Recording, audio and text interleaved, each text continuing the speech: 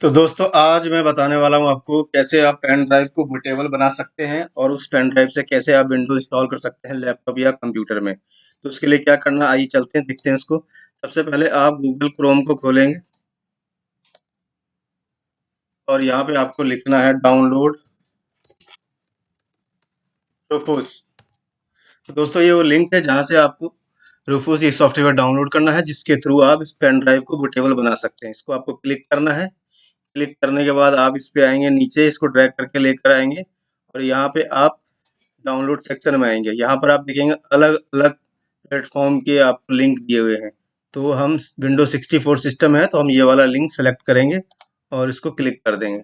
तो आप देखेंगे ये आपके डाउनलोड सेक्शन में आपके सॉफ्टवेयर डाउनलोड हो चुका है। अब आपको इसको इंस्टॉल करने के लिए क्या करना है, आपको इसको डबल क्लिक करना है और यहाँ पे यस कर देना है आपको इसको।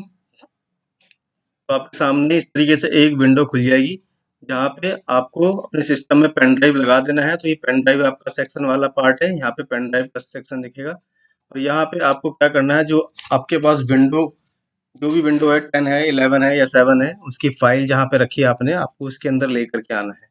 तो आपको क्या करना है, यहाँ सेलेक्ट पे क्लिक करना है और जहाँ भी आपने अपने उस विंडोज़ को रखा हुआ है उसमें जाएंगे आप और वहाँ से आप उसको सेलेक्ट कर लेंगे।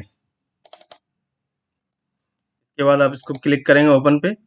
तो दोस्तों यहाँ पर ये विंडो देखिए, यहाँ पर आ गया है बूट सिलेक्शन के अंदर। यहाँ पे इमेज ऑप्शन में आप इसको ऐसे ही एज इट इज रहने दीजिए, स्टैंडर्ड विंडोज इंस्टॉलेशन।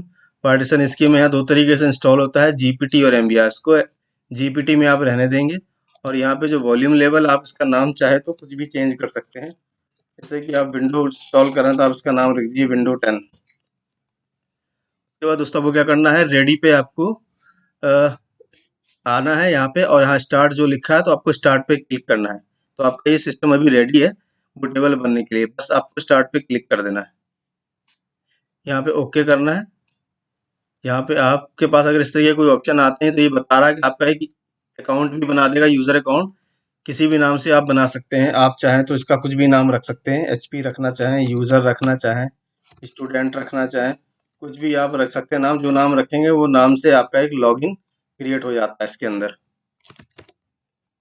आप इनको सबको चेक बॉक्स को आप क्लिक कर दीजिए और आप इसको ओके कर दीजिए। इसके बाद आप ओके कर दीजिए। आपका अभी ये थोड़ा टाइम लेगा। इसके बाद आपका जो पेन ड्राइव है ये बूटेबल बन जाएगा। तो ये बूटेबल बनने के बाद इसके बाद आप किसी भी सिस्टम में लगा करके अपने विंडो को इंस्टॉल कर सकते हैं।